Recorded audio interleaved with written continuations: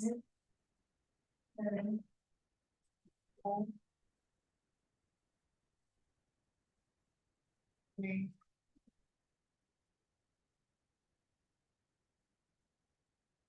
on right now, Chair.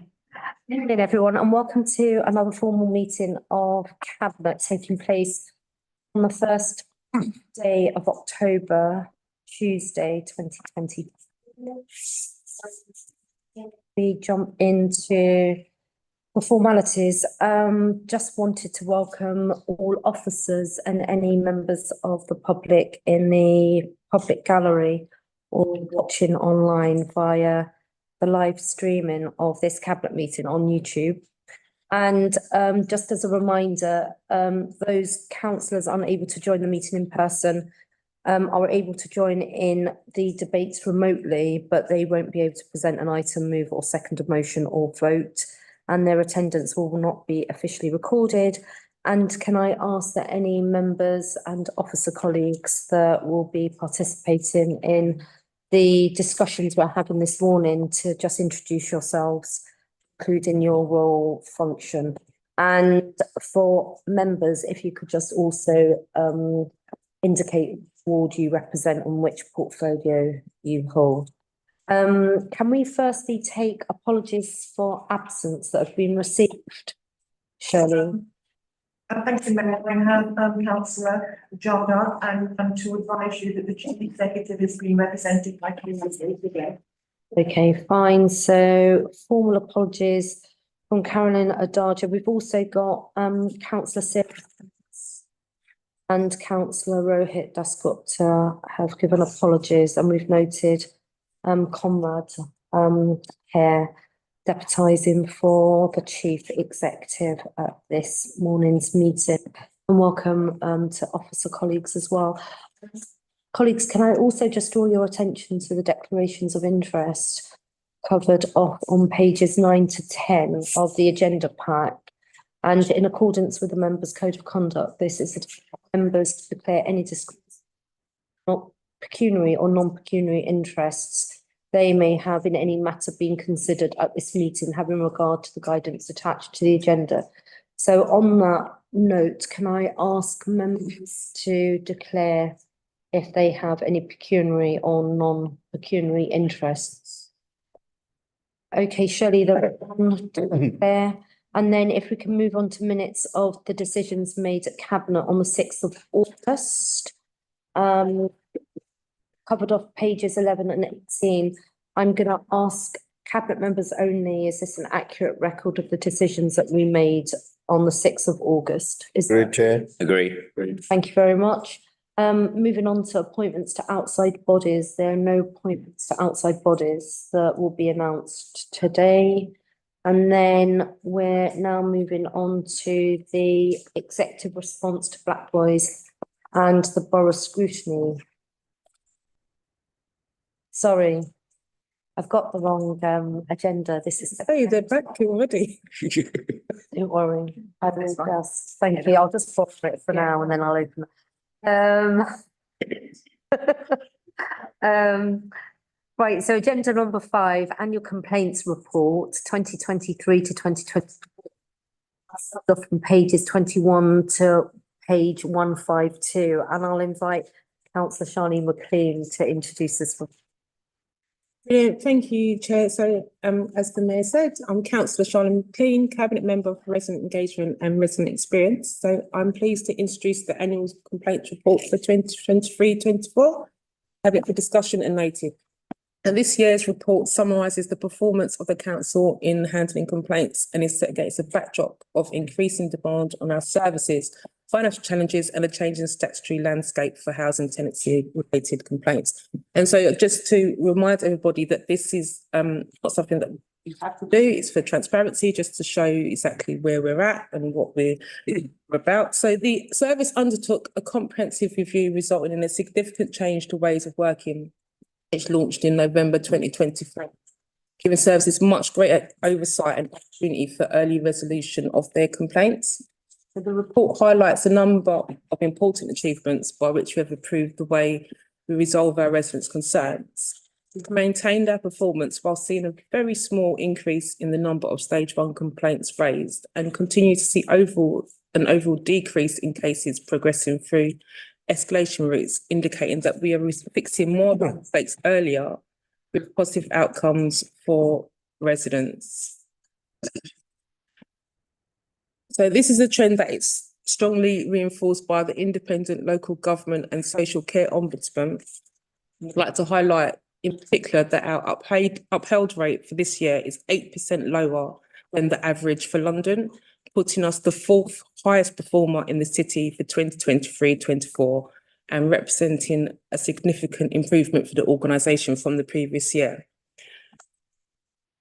Despite this, the report is honest about where things needed to improve and how we have successfully responded to these challenges, changing how we deliver services and our own ways of working to improve the experience of our residents and getting things right first time.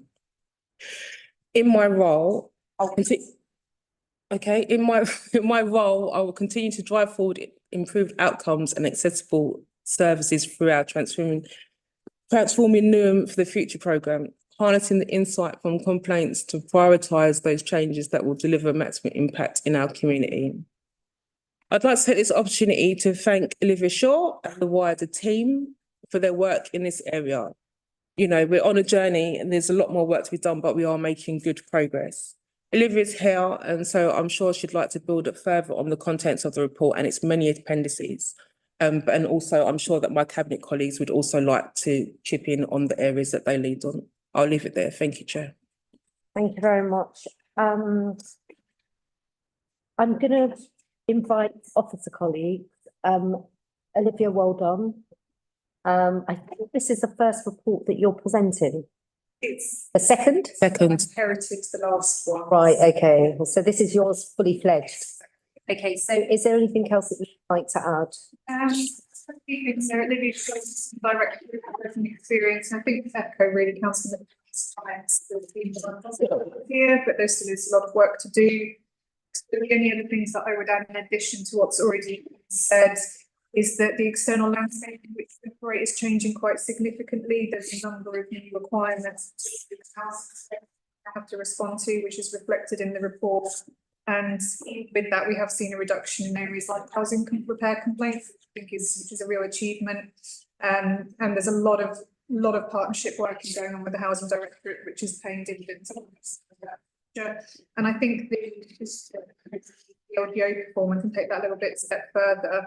We're also very high in the city for resolving cases to a satisfactory standard before it reaches investigation, which says to me that we know how to actually resolve those issues for those residents before it needs independent investigation. So that's just one extra element that I wanted to add. Okay, brilliant. And then I'm gonna just note on big page 23, section 1.7, major complaint themes. Just really wanted transparency on housing repairs. We're down 6% on 2022-23. On waste, we're up 33%, compared with being in third place 2022-23. Parking and enforcement waste 539. Housing services, tenant services not related to repairs. Housing allocations down 23%. Helpful just as a sort of view on that and how that reflects and aligns with the changes that we've made operationally within each service area and also corporate grip, but then going to relevant cabinet members to just hear from them in terms of what's happening in those areas. Yeah, I'll have to kick off and then perhaps if cabinet or CLB colleagues coming on their respective themes. So in terms of sort of service improvement work that's sitting behind the we, as Olivia mentioned, there's been some really important work happening between the resident experience team and the housing service, particularly looking at early resolution, joint working across the call centres and streamlining the initial contact processes for residents to get through to the right person at the right time and to keep issues at an early stage. And really pleased to kind of report that the leadership of the call centre, particularly within the housing service, has been much improved in the last year, particularly. Umar leads that team and has been a real ally to the kind of resident experience directorate in joining up and providing a sort of, you know, the real leadership grip on what's happening within that team. And we're quite confident there'll be continued improvement in that part of that system. Repairs is a complex system and there's lots more work to do, but particularly that front door bit is working particularly well. On the waste front, our kind of current understanding of issues affecting residents there more directly relate to policy change and some of the kind of routing changes that have been occurring in the service, particularly to try and streamline practice. And I'm sure colleagues in the environment would like to add more detail to that. Again, we're developing really good working relationships with that team. And a lot of the work in the Transforming Newham for the Future, how we can digitise and streamline early resident contacts, have a lot of benefit in that particular area going forward as well. So those are two major highlights from a corporate perspective. Liv, I don't know if you want to add to that, and then we'll perhaps hand over. The only thing I would add around sort of, the increase in housing services is that the housing ombudsman themselves are much more active in advocating for residents and getting residents to advocate for themselves. So it's not a surprise to me that complaints relating to tenancy in all its aspects are on the increase, because that's very much the role that the housing ombudsman is taking in that space. Okay, fine. Anything else that any of the cabinet members would want to say? Appreciate around parking and enforcement waste and waste generally. Neither is Miraj. Yep, go on. Shabam Mohammed, Cabinet Lead Member for Housing Services and Modernisation. I think it's a really, really good report. I think Umar is one of our cohorts who's worked really, really hard to improve that resident experience. And I can remember when I was a deputy, one of the first issues was the big actually repairs and maintenance issues that were happening when we didn't have no data. So we've really worked hard to get data in, get KPIs, look at those KPIs, work on those KPIs. And I think the other thing was the ROC being moved back, the call centre being moved back into RMS has really, really helped us. And I think it's testimony that we're our one council approach, where we're all working together to improve the service, improve that resident experience.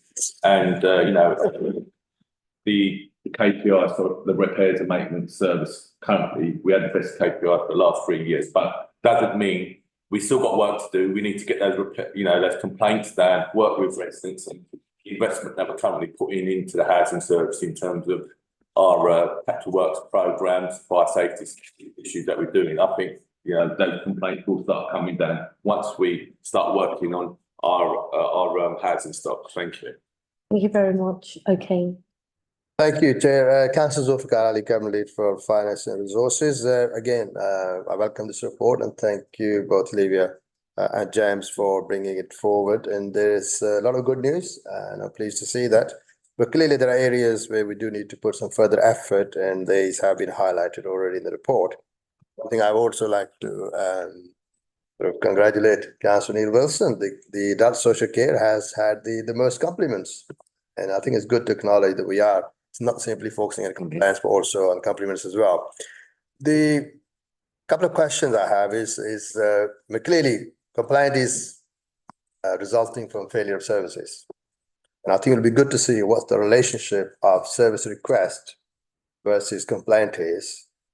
Because if we get things right the first time, we wouldn't be getting this service request, or we wouldn't be getting the complaints, etc. So it'd be good to see how we relate the relationship between service request, and then we can identify where, you know, there are failures, and those are leading to, because we are actually putting a lot of effort in stage 1, stage 2, ombudsman, etc. So, but you know, what can we do to focus on getting things right first time? Kaizen, yeah, I'm sure you know that phrase. If we can look at that, and then 80% target. I mean, are we achieving 80%? Clearly, there's 50%. If you look at 5,000 plus, let's say nearly 6,000 complaints, 20% is really another 1,200 that haven't been addressed. So is there a way for us to collectively look at our systems and processes and management practices and performance management to see whether we can actually, by the end of this year, see a significant improvement in that area? It'd be good to hear what option there are. Thank you. I would suggest that in terms of response, keep it brief, because that's something that really should be taken outside of a cabinet meeting. But suffice to say, the question is pertinent in the context of financial pressures we're facing and the costs of managing failure demand. And it will be useful for future reports as part of tracking, in a material sense, impact the influence is having in financial terms, if possible. I don't know what the methodology or formula would be.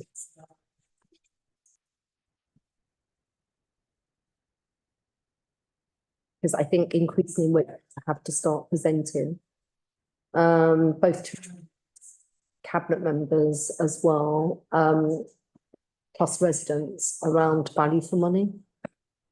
And we're entering into a period of public sector reform and high performance under a new government in any case. Anything else? Yeah, shall I come? Did notice that Alec did. Yeah, I will come to, yeah. So in terms of, and Olivia, I'm sure will add some helpful detail, the kind of importance of tracking complaints performance alongside service delivery is a self-evident truth, right? And I completely agree with the need to make sure we're not just looking at complaints in isolation as one indicator of resident experience. Actually, you know, the speed within which transactions are responded to and residents are contacted in response to their queries, and the call centre or library, they all form parts of a resident's journey. And the resident experience programme, which is rising rapidly under the Transforming for the Future programme, is bringing together that sort of whole council view of our improvement journey, a wider set of kind of experiences that residents have. And I think there's a definite opportunity in future versions of this report and in the transformation updates that will be coming through to Cabinet to start to show you how and where those improvements are going to land and exactly what sort of impact they're going to have on sort of overall demand, and what we're really focusing on. And the real way to improve complaint response is to reduce the number of complaints that are being received, because the team will then be able to, you know, have a much more impactful and fast-paced impact on complaints when they are received. The programme is very much prioritising opportunities to reduce demand for services, to automate contact, to protect officer time, to do the valuable work that only officers can do. And as a result of that, we expect to see not only improvements in performance, but as you set out there, some real significant efficiencies in how the council is delivering, and reducing failure demand is a real area of that. We can track that, and in fact, the business case for that full programme is coming through in short order to informal cabinet and to CLB for decision. And that will then feature in the next quarterly update to Cabinet on the transformation programme. Just some other ideas that other councils have explored, but once you free up officer time to focus on rapid response to complaints, you can start to focus on resolution rather than complaint handling. And some councils have invested some officer time once they've got the capacity to do so, to contact the resident at a very early point in their complaint journey and just offer them an early resolution before it becomes a formal complaint. And that's the sort of thing we'd love to be able to start to explore once we've created the capacity within the team arising from reducing demand and doing all of that wider work in the resident experience programme. So those, just give you a flavour, those are the sorts of things we'll be looking to explore, and you'll hopefully start to see the benefits of that. But sorry, that wasn't a brief answer, but hopefully gives you a sense of where the programme is focusing its work. All right, thank you very much. I'm going to bring Alid first. Alid? Yes, Alid Richards, Corporate Director, Environment, Sustainable Transport. I'm just coming back to your point regarding the increase in waste complaints. That is virtually all due to, there was a slight service change this year.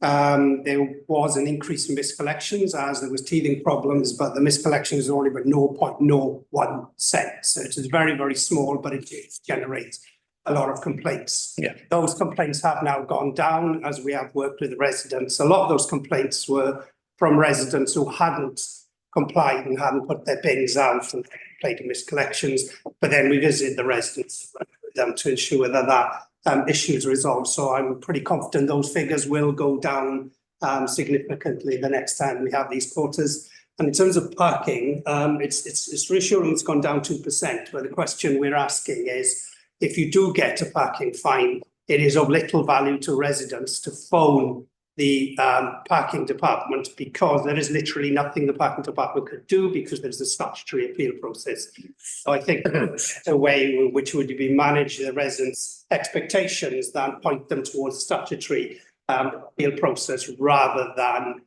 wasting time on the phone with something which is not going to resolve the issue. Brilliant, thank you. Okay, Neil. Yes, Councillor Neil Wilson, Cabinet Member for Health and Adult Social Care. Clearly, I welcome the report and also the comments of a positive nature from colleagues so far. I want to draw the attention of the letter from the local Government and Social Care Ombudsman, which is on page 63, at Sequendum, where he says the ambition is to work with colleagues across local governments to ensure we continue to harness the value of individual complaints. He's very aware of the context that we are working in terms of the pressures on the sector.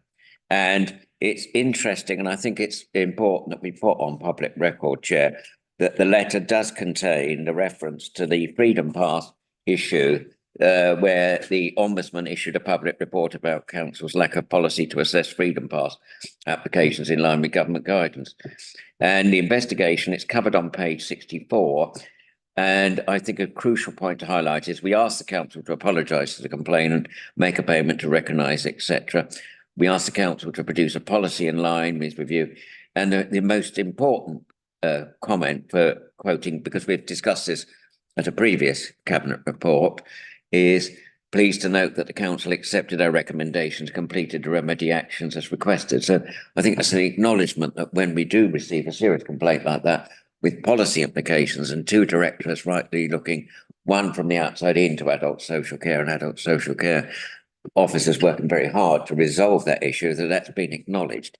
On the substantive report regarding the statutory adult social care complaints report, 23-24, which is on page 73 and following, it is interesting to note that obviously residents do have a right to complain through the process of statutory revisions related to the Health and Social Care Act 2008, and the tables there show the sort of responses to the complaint, how long they've been, and it's I think very salutary, and I think it echoes what Councillor Mohammed was saying about key performance indicators. The case resolved is a key performance indicator on our corporate register, and the performance of case resolved in time. We do use these, and I'm sure that officers are aware that the use of this information coming through, for instance, if I just go into one or two, that the access complaints, there was an upheld rate of 44%. We're talking fairly small numbers, but it's about how we actually improve service by obviously not having complaints in the first place, hopefully, but when we do receive them, to respond. And I think it is important that we assure the people who we serve that we take their complaints seriously, and it is, as I say, on a downward trend. And I think that's a testimony to the. And I think the same is true in children's services, where again, people have actually been having additional training put in so that there's a highlight there. I'm obviously wandering into Councillor Ruiz's area, but I just noted in passing that on page 81, there's a reference to additional training around appropriate statutory and court complaint routing is likely to be a contributing factor in the increase in statutory cases, because the more you train, the more you on. But I'll hand over to Councillor Pontin on that one. But thanks, Chair. Thank you very much. Okay. Councillor Madeline Sarli-Pontin. Councillor Madeline Sarli-Pontin, Deputy Cabinet Member for Education. Following on from my colleagues' points, if we look at the changes in demands in children's services, as my colleague Councillor Wilson has said, we've had a change of approach following the LPO recommendations, which has led to an increase in complaints from is it 54 this year?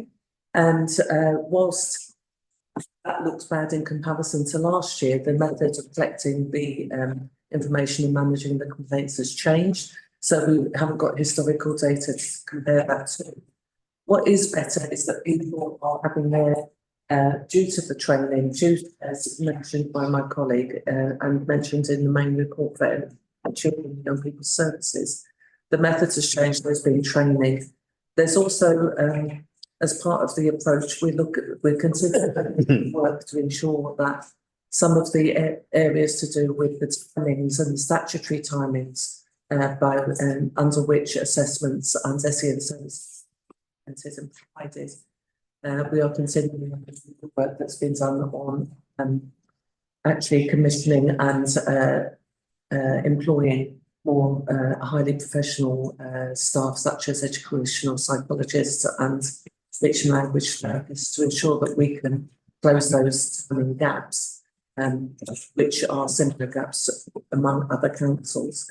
One of the things that we also will be looking at, and this will follow on from this change in management policies, is ways in which that work has been mentioned by Olivia to actually ensure that where possible, that there are positive resolutions and people's expectations are managed, but also there's mediation in the complaint stage so that people understand actually a council provision, what is possible to be provided and what is the appropriate provision for children and young people under the statutory guidance, but also morally and ethically within a campaigning council. Thank you. Okay, thank you very much. Are there any others before we move? No? Any concluding comments? No, just thank colleagues for reading the report and the appendices. And yeah, for their contributions to the debate. As I said earlier, Chair, we're on a journey and we're making steady progress. Okay, fine. Thank you very much. Let's move on to recommendations on big page number 24. Can you note the recommendations 2.1 and 2.2? Do we agree this is just cabinet members only? Agreed. Agreed. Okay, thank you very much. Now moving on to the next agenda item, which is the 2.8 Oxlow Lane in EC3. Sorry, Chair, the hard copy, I think number 6 Clover Road seem to be missing from it, but it is available. Supplementary. Supplementary. I think it's supplementary. Yeah. Got it. Okay. So agenda item 6 is the supplementary agenda pack, and it's the 46 Clover Road refurbishment, and then we'll go to agenda 7. Okay, so I'm going to be inviting Councillor Zulfikar Ali. Thank you, Chair. This is another report which is designed to help the young care in the care. But clearly, there is. I don't need to re-emphasize the need that we are in desperate shortage of accommodation. That is for our residents, and clearly, this is the result of clearly the government policies and the economic crisis we had. We have the highest number of people in temporary accommodation, and what we're doing is everything we can to reduce that in order to find homes for our people, as well as reducing the financial burden that the council is currently facing, which is huge.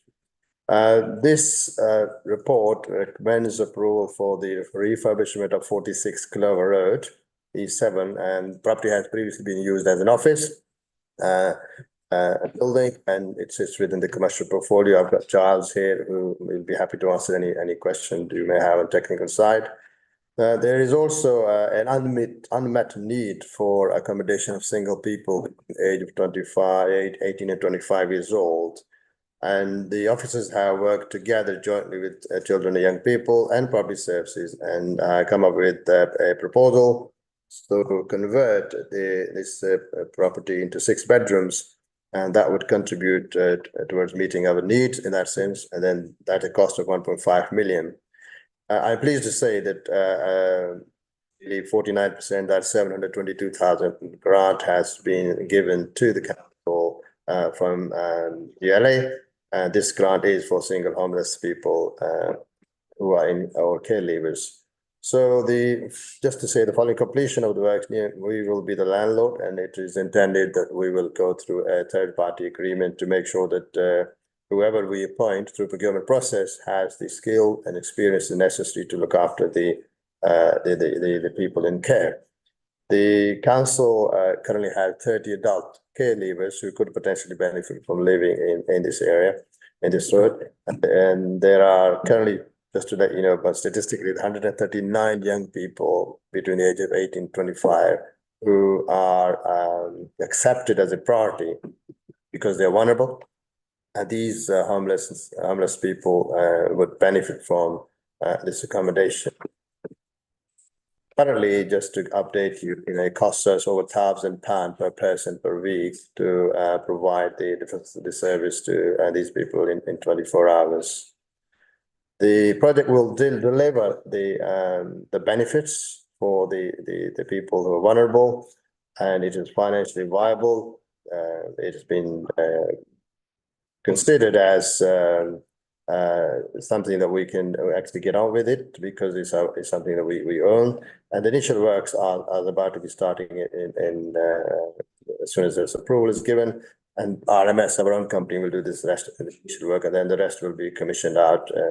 And we expect the completion to be February 2026. So, as I said earlier, after the completion, we'll enter into a third-party agreement for management of this. And in terms of the financial viability, that has been undertaken, and it is clearly saving us money. The capital cost of borrowing is less than the cost we incur to accommodate these people. So I recommend that Cabinet approves this. Giles or Conrad, anything you would like to add? Giles? Yeah, Giles. I would just draw Cabinet's attention also to paragraphs 4.6 and 4.7. Because the works will require planning permission. We've been in discussions with the council's planning team, and the planning application will be submitted in November if the project is approved by Cabinet this morning. So that will run in tandem with the detailed procurement of the work. So we should be able to start on site in March of next year, so that there is a degree of conditionality in the proposal being able to proceed, but we think the risk is low. Thank you very much. I'm going to be bringing in Madeline. Madeline? Madeline Sally-Ponting, Cabinet Member, Deputy Cabinet Member for Education. One of our roles as a corporate parent is to ensure that our young people, vulnerable young people, have appropriate accommodation and have stability in that accommodation. And where possible, we are able to keep them close within the borough and of services and also within their communities. Not only is this an investment to save in terms of housing budget, because it would be more expensive to be providing private accommodation or having to pay for accommodation outside of for these vulnerable young people, but it's actually a cost saving across other departments as well, because it means that those officers and services that need to be provided from peoples, or as some of our young people progress into adult social care, they will be able to have access to those services more easily, closer to home, and able to meet people more on a one-to-one basis. Services in clinics and offices in the borough for these things. So it's got a wider ranging cost effectiveness, not just for housing services. Thank you very much for that. Councillor Neil. Yeah, just briefly to highlight the same section for under the proposals that Giles referred to the planning advice, and if we agree, but also the service need that I think Councillor Ponton was highlighting. The young people will stay here in a transition of 3 to 24 months. And it's important that I think we see that as an offer for young adults in that transition with low support needs, but better address the needs, it says in 4.2, around mental health, independent skills, reducing social isolation, and ensuring effective access to additional services, such as health when required. So I think it's consistent, Mayor, with our one council approach to preventative approach, but also a supportive approach for our young people. And I especially like the reference in 4.3 to say the service will delivered will provide a former environment, which is a custom and practice both in children's and adults, in which the young people can gain independence and thrive. We're trying throughout the council in both children's and adult social care for a greater independence, and young people will be stepped down. I think it's an important thing that this is a pathway to make certain there's employability, there is a smooth transition from particularly care leavers, but also to actually, as Councillor Ali said, we've got 139 single young people aged 18 to 25 already in temporary accommodation, which is A, expensive, and B, more unsettling because it's often out of borough, away from friendship groups and all the rest. So I think we need more of this. It's obviously part of a longer term vision we have, but I think this is a very good project, so I support it. Thank you. Okay, Councillor Just to Councillor Mumtaz Khan, Deputy Cabinet Member for Health and Adult Social Care. I welcome this report, and just echoing on Councillor Wilson and Councillor Bunting's point about giving our young people the best start in life that they deserve. And, you know, I believe and I'm confident that this is the best route to give our young people the opportunity to access housing. Without schemes like this, young people will really struggle to access housing in the open market. So I really welcome this report. thank you very much for that. I just got a couple of quick questions. Noting the contract value and the period of time that it will be providing the housing provision, the cohort of residents or care leavers are set out, and also noting that we've had a contribution from the GLA covering 49% of the refurbishment works. Given that this is an investor save piece, how much will it save over the period, the council, relative to how much we're spending presently based on actual figures and modelling around future need, where we're hostage to spot pricing vis-a-vis the market? Does anyone know? Yeah. So the table 2, paragraph 8 page sets out the financial appraisal over the 50-year period, which is the common way of appraising property related transactions, and shows a net benefit of some £7 million over that period. There are, of course, a series of assumptions under that, and we would keep all the contract prices and similar under review in order to ensure those benefits were achieved. Okay. All right, thank you. Right, so are we, any other questions? No? Let's go to the recommendations on supplementary agenda. Big page number 4 to 5. So the recommendations are 2.1 all the way through to 2.6. Cabinet members only is agreed.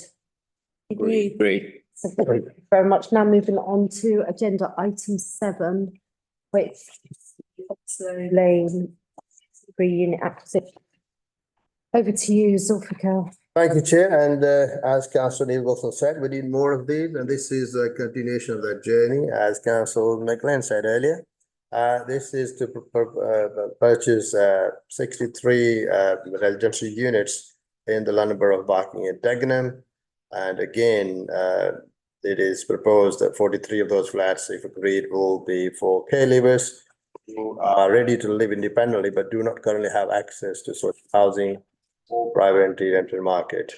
The proposal, the new children in care, sufficient strategy to improve and embed the accommodation and pathway for care leavers, and it will be provide additional support for those care leavers who need it, and reflect this in the council's recognition as part of our protected characteristic.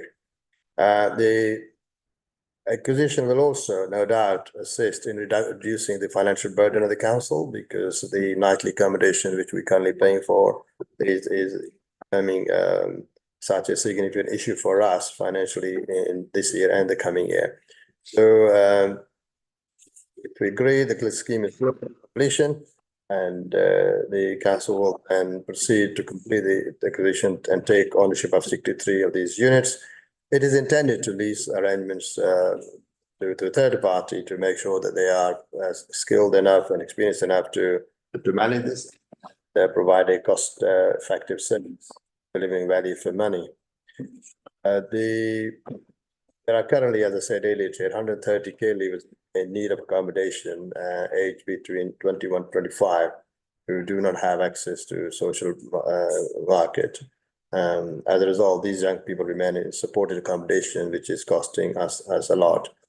There is currently a projected overspend of 800k for care leavers accommodation and support service in 2024. And care leavers, as we know, are not financially supported independently, but as we're not able to meet duty to find affordable accommodation. The scheme is located in parking in Dagenham, and it is within 45 minutes of public transport journey as per our current policy. And the financial modelling is well within the council's capital assumptions. There are currently proposal 43 one-bed or studio flats and 22 beds, making a total of 63. And as I said earlier, we do have a number of people, young, care leavers who will be benefiting from this scheme. And both Housing Service and Children and Young People have confirmed that the property and its location will meet the needs of new residents and will provide both improved life outcomes for families and care leavers, as well as improvements to the council's budget situation. Again, all these 33 units are built at high quality and energy efficiency standards with EPA rating of A, and it is expected that the likely utility cost will be around 200 per year. As part of the acquisition process, we have notified Barking and Dagenham Council about the same. We have had no response, and whilst the demand for temporary accommodation and care leaver accommodation is short to medium high, if I hope that does happen in future, that this demand reduces, then clearly we will have opportunity to option to change the units to private social rent or ultimately sell on a market value, but that I can't see that happening in a very near short term in that sense, really.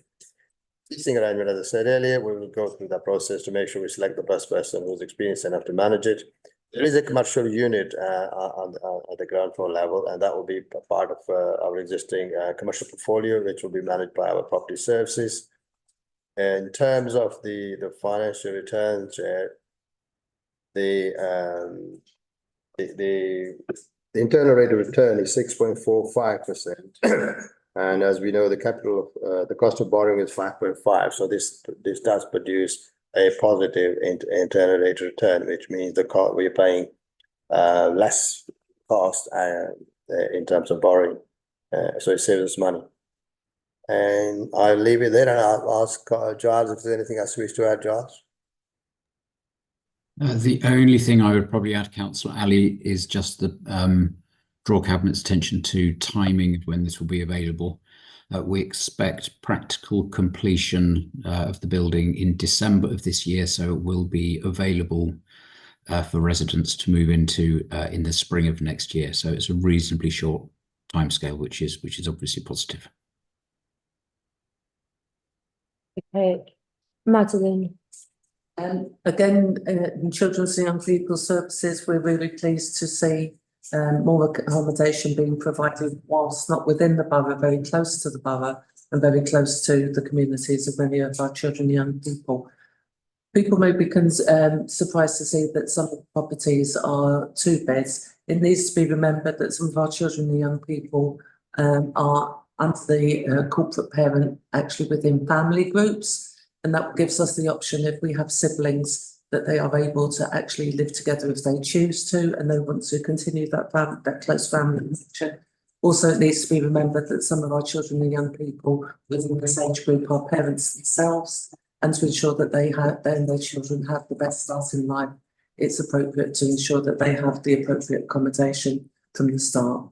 Thank you very much. Are there any other questions? I've got Councillor Shaban Mohammed. Yeah, I'll really welcome it because I think I've seen that firsthand, the work that we've done in Terry Waite House, where it's care leavers occupation and the difference it's made to those care leavers and especially surrounding area, because many residents have a stigma about care leavers, but I think especially in Canning Town, the residents have engaged with those care leavers. They talk to them, very neighbourly. They go to their barbecues. I think this is a start in life where if they're given the right support, they'll only excel and be beneficial to our community. Okay, so for The only other point I wanted to make, Chair, was in light of your question on the earlier report, was the cost avoidance and saving. It is assumed based on the current projection that this acquisition will result in anticipated cost avoidance saving on TA of 24.1 million over 50 years. And then there's cost avoidance saving of 46.5 over 50 years is based on the July figures in paragraph 9.10. So the total combined saving of 70.6 million is the cost expected as a result of this project.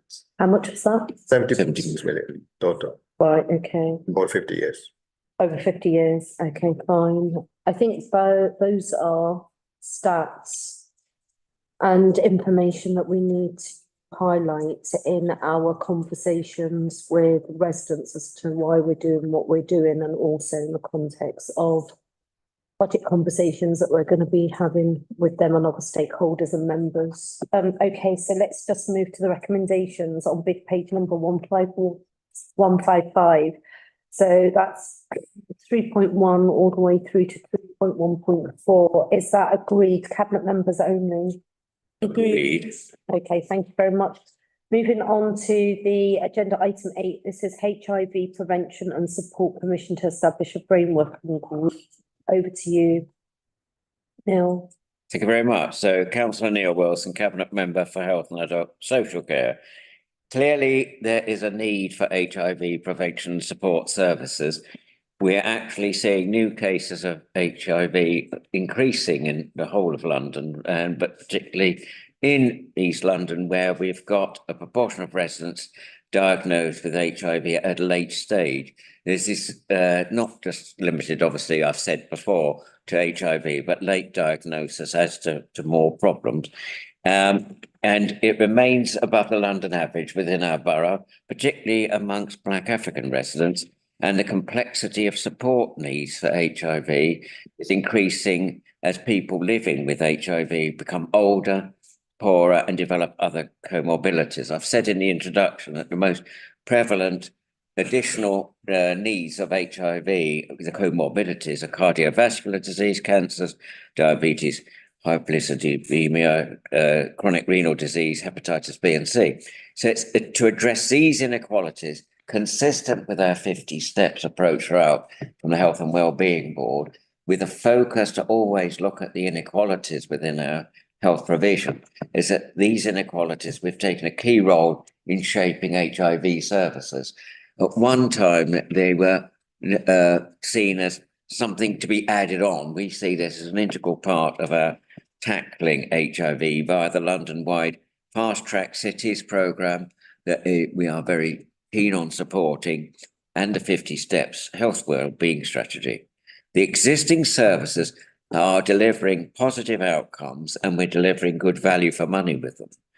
Furthermore, the evidence from both the resident engagement, because it's important that we don't, particularly in the health arena, do things to people, but with them, and keeping them in the loop as far as possible in treatment plans, particularly bearing in mind sometimes the stigma that is still attached to HIV, particularly within some cultural communities that are represented already in the research. But qualitative research is also important, where we ask people around people with living longer that they're less likely to engage with mainstream support services as a result of that continuous stigma. Since 2020, there's been established a framework for the provision of services to support our residents with HIV in terms of their needs for practical, emotional, and social support, together with targeted activity for prevention, which obviously includes screening, outreach, engagement and communication. I cannot stress to this audience, but also this cabinet as well, and the people watching, that we are looking at a framework that is about all four of those: screening, outreach, engagement and communication are all interlinked. So Newham Council is currently the North East London lead for all matters relating to Commission of Sexual and Reproductive Health Services. And we are paid to do that by all the other local authorities except City and excuse me, City and Hackney to run the North East London Shared Sexual Health Commissioning Service. The role of the shared service includes the contract management, the governance of it, the finance and procurement. Shared service provides an annual income currently of 255k to the council. Now, the new framework is required because the current one is expiring, and the new framework is required, and we're the logical choice to lead this procurement exercise on behalf of local authorities and health partners across London. By permitting access to the framework that is contained here, the local authorities and health partners across the whole of London, Newham Council could develop a future income policy. And there's a footnote there that I wanted to stress that would include wider sexual health and reproductive services. This would likely to increase the income opportunities. But we have to obviously caveat it with, if agreed by Cabinet, the framework will be established for a period of 8 years, commencing from the 1st of May next year. The maximum total value of the framework over the 8-year period for all of London is estimated to be 225 million. There's no guarantee or income for any provider registering on the framework, and neither is there any obligation for people or NH partner to use the framework. But I think this is a very important tribute to the very hard work of our officer team regarding how we've turned around completely that sexual health framework, and also to make certain that it's in line with our values to serve our population, particularly where there's unmet need and continuing stigma and underrepresentation of the services. I'll leave it there, Chair. Okay, fine. Don't know if officers want. Questions? No? Simon's on the call if he wants to add. Simon, do you need to add anything? Nothing to add, Chair. Okay, Jason, did you want to add anything? Okay, any questions, colleagues? No, I mean, I just wanted to say, you know, obviously such important work in the context of prevalence. The concern within wider communities with HIV, and it's not the typical stereotype of communities where this impacts, and how HIV actually is not unique to one particular cohort of our community, that then leads to stigmatization based on prejudice and fear, but actually it's wide ranging across all of our communities. So I know in the context of certain ethnic minority communities, there's a prevalence amongst that Black African diaspora communities for reasons that everyone is acutely alert to. And I also just wanted to commend the service and officers for the attention that they're paying to this, given how important it is in the context of ending the impact of HIV on so many lives in our communities. Thank you very much. Going to suggest that we move to recommendations. 2.1.1 to 3. Do we agree on the recommendation? Oh, sorry, do you remember they're under 211? I did alert you to. There's a little 9 at the end, because it says to establish and maintain a framework for HIV prevention support services for the up to 8 years, as I've already stressed, on behalf of all the local authorities and health partners across London. And the intention for that framework, the footnote is quite important. I think at the bottom of page 170, footnote 9, it's to accessible to all local authorities, integrated care partnerships, integrated care boards, integrated care systems, and the NHS Trust across the whole of London. with the caveat in brackets, or future equivalent bodies in the event of restructures. It may be a pedantic point, Chair, but we never know what's going to happen with restructuring and what bodies are going to be governing health aides. Yeah, I mean, I'm assuming that, as with all frameworks, they will be subject to review at Yes. periods, so that will be picked up. But for the purposes of the minutes, could we have the recommendations were approved if they are, obviously? Yeah. And just specify and draw out in the minutes, that footnote 9, because I think it's important in the context of explaining what we mean by all local authorities and health partners across London. Yeah, okay, do we agree, cabinet members only, yeah? Great. Brilliant, thank you very much. Now moving on to agenda item 9,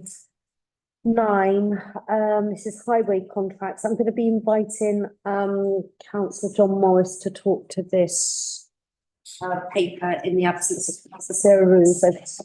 Thank you, Chair. This report is presented to Council to start the process of re-procuring contractors and consultants who can help maintain schemes on our highway network. It allows the Council to look at the market to find best value in money in providing these services. The Council, as a highway authority, maintains over 400 kilometres of highway and some 77 structures. The design and management of this is primarily done by council. But do require, on occasion, the services of specialised consultants and work contractors to implement schemes and undertake the physical maintenance to the network. Good quality roads and pavements are important to everyone in them, and they help us deliver our sustainable transport objectives. The successful delivery of re-procurement will allow the Council to support NUM's corporate delivery plan, making our highway safe for all road users, linking in with priorities for the plan, your neighbourhood and a safer NUM. Okay. Right, any with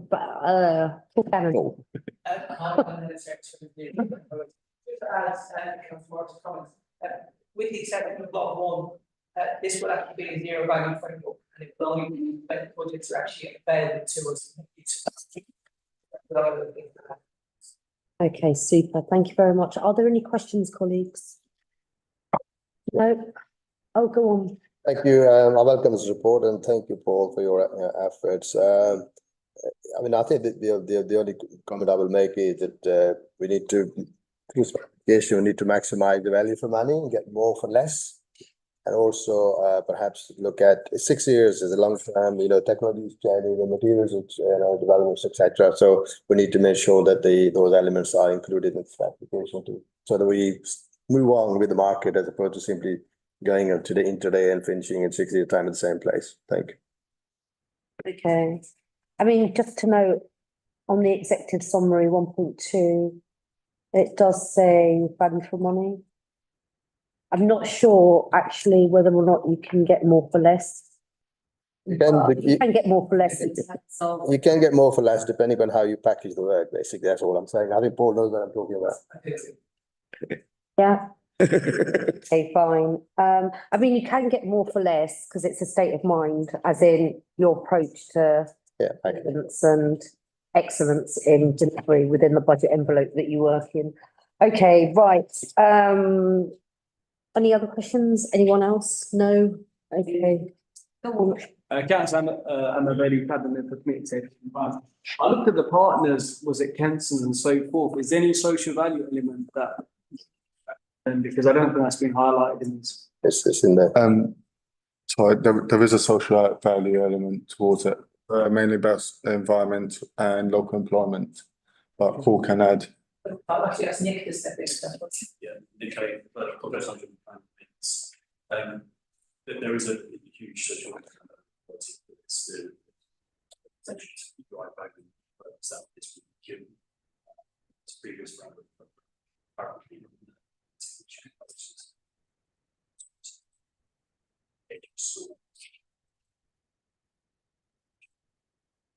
how this can contribute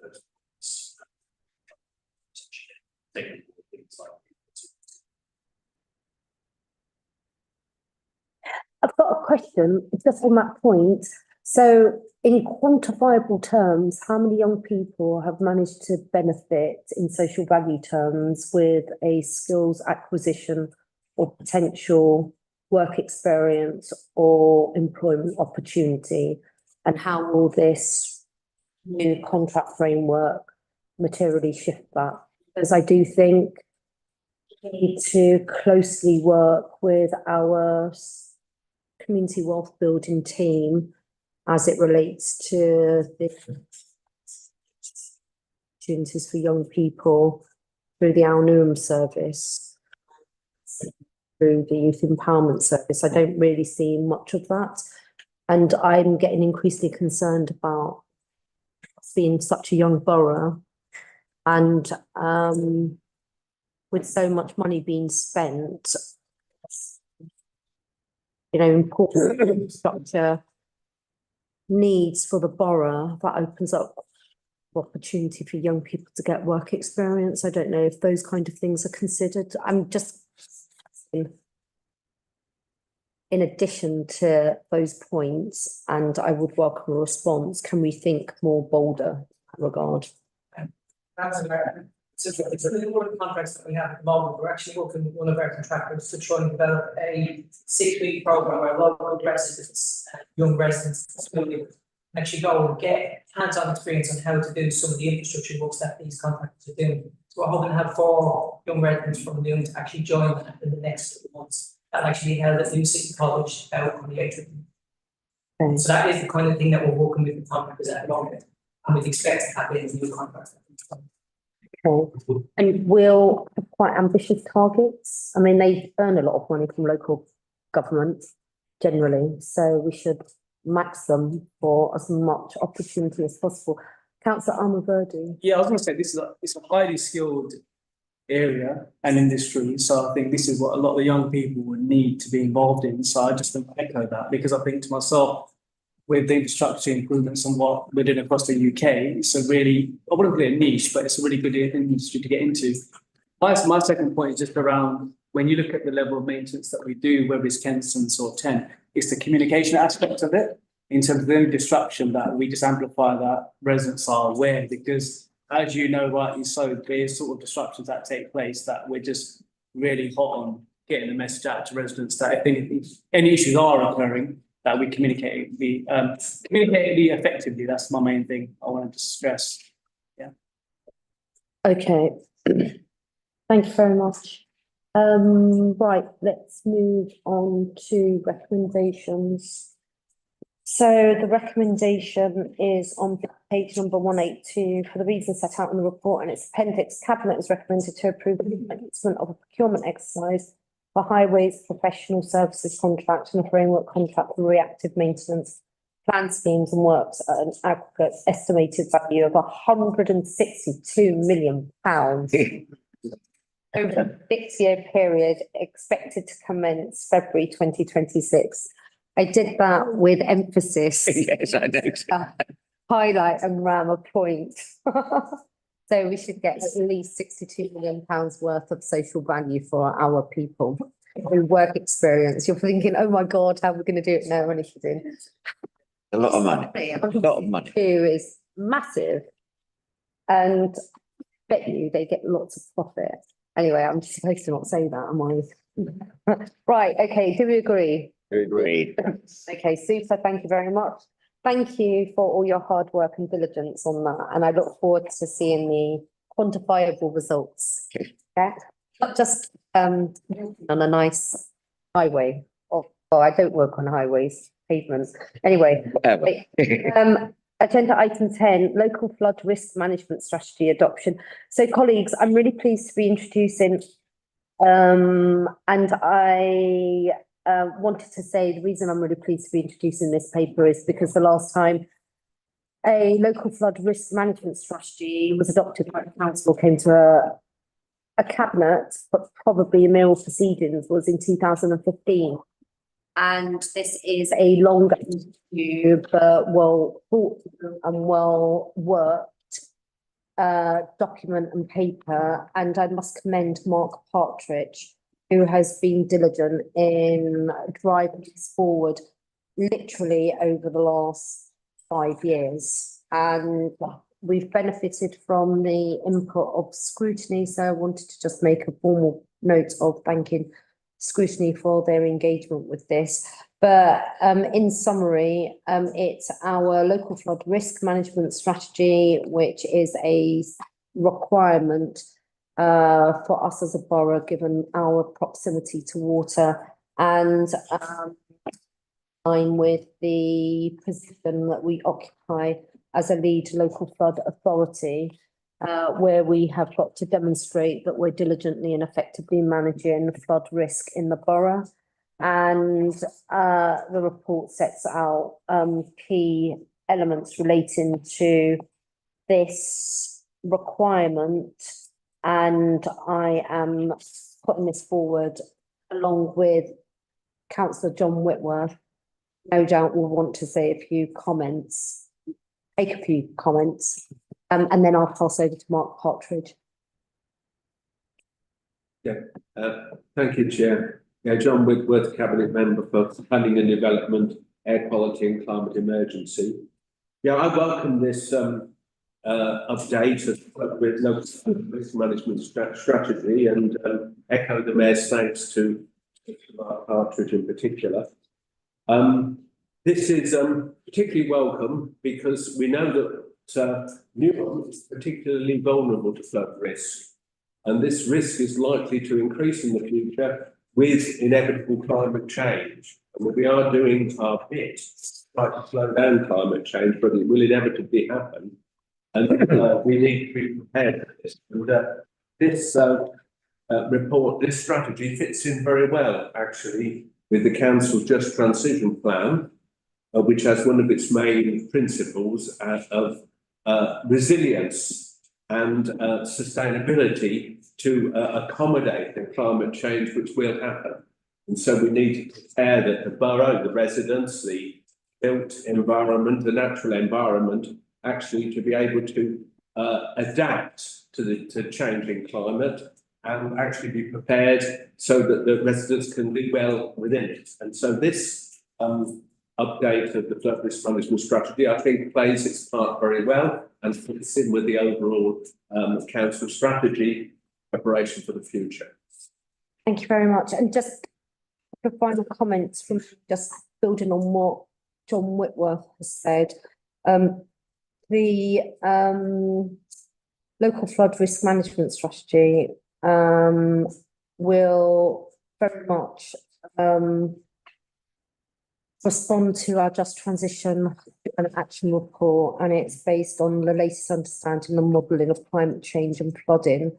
And it also highlights the different types of flooding that can occur in the borough, its effects, the unique circumstances affecting the borough in being able to manage flood risk, and how climate change is further increasing the likelihood and frequency of flood events within Newham. And so we'll open up the opportunity to maximise and optimise our partnership working and seek and secure resource and funds to introduce sustainable urban drainage systems, which is something that we've been promoting for the last 6 years especially.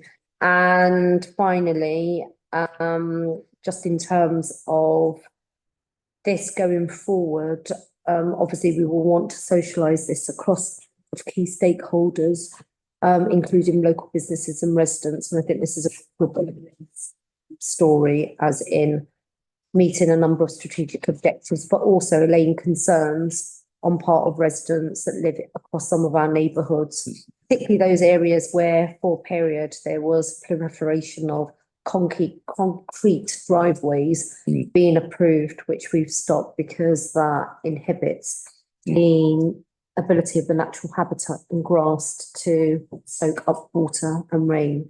And you also don't want to do things like that, use the rain to wash my car, then have an accident, which I'm still recovering from. Anyway, that's a different story. Right, any other, I just wanted to, Mark, commend you, and also Jane. Did you want to say anything, Mark? Because this is your moment. Nothing really further to add, just I can't take all the credit for this, although I managed the team with the local flood authority remit. It's Massimo Alexandris who has been leading the LLFA function within the council for a number of years. And just say this is an opportune time for the adoption of this, like you said, with the Just Transition Plan being published, and we've been working hard with the local plan as well for the surface flood risk assessments. So it's a good time to adopt this and really drive it forward with the traction we currently have. Thank you very much for that. And talking of Massimo, apologies if I've messed up his name, he will be really happy. He has been working on this for so long and feeling quite fatigued at the seemingly lack of interest, but no, people are interested. Jane, is there anything that you wanted to add to this? No, I think it's a good piece of work, and as you say, it's a good time to get it adopted because it does fit with the Just Transition Plan and the local plan. So well done to everybody who's inputting it and into it, and thank you very much for your interest in this subject. Thank you very much. Paul, it would be remiss of me not to invite you to say something, given that you're the corporate director. Yes, I'll say something. So Paul Kitson, Corporate Director at Inclusive Economy, Housing and Culture. Thank you. I mean, I agree, it's a great and timely piece of work, and you highlighted one of the key objectives that are set out in the strategy. Actually, there are 2 of the 7 objectives that relate to the dissemination of information, and one of them is our partners that have responsibility for the whole system of flood management across the borough are informed of their responsibilities and reminded of them. So relates to how we need to make sure that residents understand what they can do and how they contribute to flood risk and how they should respond in the event of a flood incident as well. So you've very timely highlighted the real need to communicate that this has been approved, what it says and how it works. There are other objectives that relate there to asset management, making sure that assets are looked after properly and that emergency procedures are in place as well. It's a pretty comprehensive overarching strategy, and thank you for member support and to the team. As we've heard, have done a cracking job over a sustained period to get this. Okay, and I'm just making an assumption, if I may, just taking advantage of being chair of this meeting. It's a question, really. Given that we've updated and refreshed the strategy, given the requirement within the organisation to conform to the strategy, does that ergo mean potentially higher costs, or not necessarily because of advances in technology around flood management and materiality that's used in some of our own what's the word I was going to say, ingredients, but it's not a cake recipe, road surfacing, blah blah blah blah blah. I think that might be a question to Alid. Are you worried about the cost implications of this? We're not worried. The cost of, say, sustainable urban drainage systems is quite high. Yeah. It can be up to about 300,000 for one good rain garden. But again, this is something we should be doing. It's part of our climate change ambition. So, yes, it's costly, but it should be doing. Okay, thank you very much. Neil, you had your... Yeah, I suppose it's an important caveat to any of this work is that both there's isostatic and eustatic change, but basically where the land is sinking, we've got eustatic change where there's a rise in water levels caused by a difference in the volume of water. One of the main issues that we have, I think, and it does link with our corporate responsibility to our residents, to make certain that we keep the pressure on, in this context, Thames Water, because they haven't been mentioned so far. And I think we should just highlight that our relationships with Thames Water have not always been constructive for our residents. And I don't just mean about the roadworks that are temporarily causing problems all over the place, but an increasing issue around not just water, but sewage and the effects on that. So any flood risk management scheme within the context of increasing sea level, and that we're on an estuarine Thames water with a barrier, yes. It is also about the flow. Residents can do something, as you say, there about, concreting of driveways and you get more absorption. But I think, big partners, we need to keep up the pressure because I don't think they've always been constructive partners in this in terms of the flood. Thank you very much. Councillor Mumtaz Khan. I was just going to add, Chair, that residents who live near basins like myself, there's fear of the rise of water and then, heavy rain and not being clear about, what's the structure. This is going to be really helpful and a lot of work has gone into this planning. So I'm really grateful for that. Education. Okay. Thank you very much. Right, I'm going to go, Councillor Almoverdi. I was going to say I welcome this because having gone through experience of some, well, not me personally, but some that was flooded, it wasn't a nice experience. I think for me, the key things around what we've actually done on Romford Road is to highlight a testament to that and the infrastructure we're looking at with rain gardens and suds down up to Main. So I think a lot of the residents will welcome a lot of this because a lot of those residents around Green Street neighbourhood are susceptible to flooding. So just welcome this. Okay, super. Thank you very much. Okay, so colleagues, we're going to just go to the recommendations. And if you note the recommendations on big page number 212, for the reasons set out in the report and its appendices, Cabinet is recommended to agree the adoption of the latest LFRS, a copy of which is contained in Appendix 1 to this report, to act as the overarching flood risk management strategy for the council to fulfil the statutory LLFA function of the council. Is that agreed? Agreed. Okay, good. Thank you very much.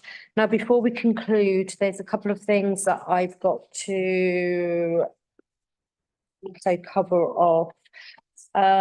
So we've got agenda item 11, exclusion of press and public, and I'm just wanting to note that we've not needed to evoke that, but I did want to ask Cabinet members to formally note that we've got two exempt appendices listed as item 12 and 13. One is exempt appendix for agenda item 6, and one is an exempt appendices for agenda item 7. Have those been noted? Noted. And then finally, just in light of in an old cabinet report, to clarify or correct, when I was going through the agenda earlier, I went to agenda item 3 minutes, and it was decisions of cabinet made on the 3rd of September 2024, as contained in this accurate those minutes agreed. Agreed. Thank you very much. And yeah, now going to close the meeting. Thank you, everyone. Thank you. I don't know how that happened.